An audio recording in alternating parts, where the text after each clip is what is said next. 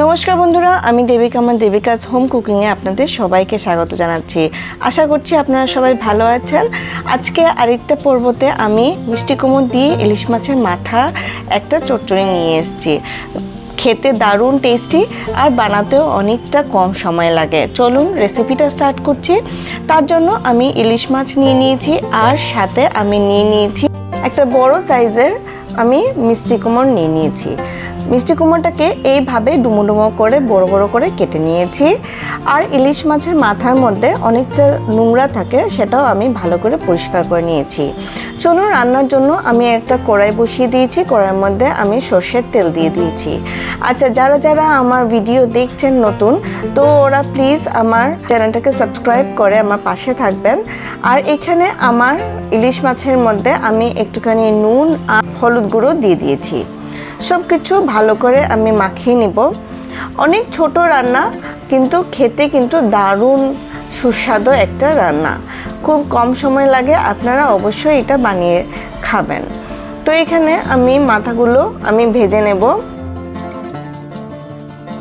তো আমার একদম লাস্ট অবধি ভিডিওটা দেখার পরে যদি আপনাদের মনে হয় যে আমার ভিডিওটার মধ্যে ভালো লাগার কিছু একটা আছে, তাহলে অবশ্যই একটা লাইক করে দিবেন। লাইক করলে আমরা অনেকটা মোটিভেট হই। আপনারা সবাই আমার ভিডিও দেখছেন কিন্তু লাইক করেন না। আর একটা লাইক আর কমেন্ট করতে কিন্তু কিছু অসুবিধা হয় না, একটা লাইক আর কমেন্ট করে দিবেন। আর নতুন বন্ধু হয়ে থাকলে অবশ্যই আমার চ্যানেলটাকে সাবস্ক্রাইব করে নেবেন। তো এইখানে আমি তেলের মধ্যে মাছটা ভেজে নিলাম, ভেজে একটা প্লেটে তুলে রেখেছি।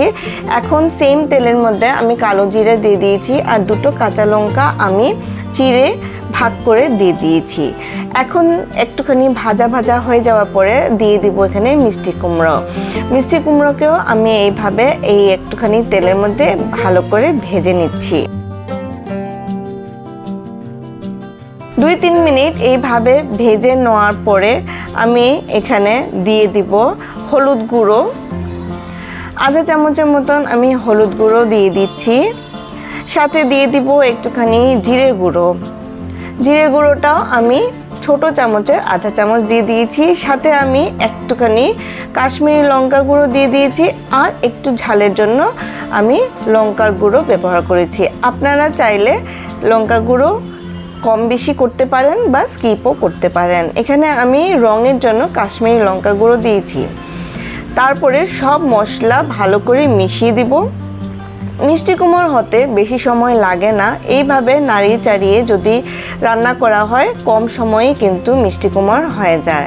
মিষ্টি কুমড়োটাকে ভালো করে রান্না করার জন্য দিয়ে দিলাম এখানে স্বাদ অনুসারে লবণ। সব কিছু ভালো করে মিশিয়ে দিচ্ছি। তো এখানে আমার তেলটা একটু কম হয়ে গেছে, তো আমি এখানে আর একটুখানি তেল দিয়ে দিলাম। তো জল আমি এখানে ব্যবহার করব না, এই তেলের মধ্যেই আমি রান্না করব পুরো রান্নাটাই। তো এখন আমি দিয়ে দিলাম ভেজে রাখা ইলিশ মাছের মাথা। ইলিশ মাছের মাথাটা দিয়ে আমি ভালো করে মিশিয়ে দিচ্ছি আর মাথাটাকে একটু ভেঙে ভেঙে দিচ্ছি যাতে ইলিশ মাছের যেটা গন্ধ আছে ওটা পুরো তরকারির মধ্যে চলে আসে। তো এখানে সব কিছু ভালো করে মিশিয়ে দিচ্ছি।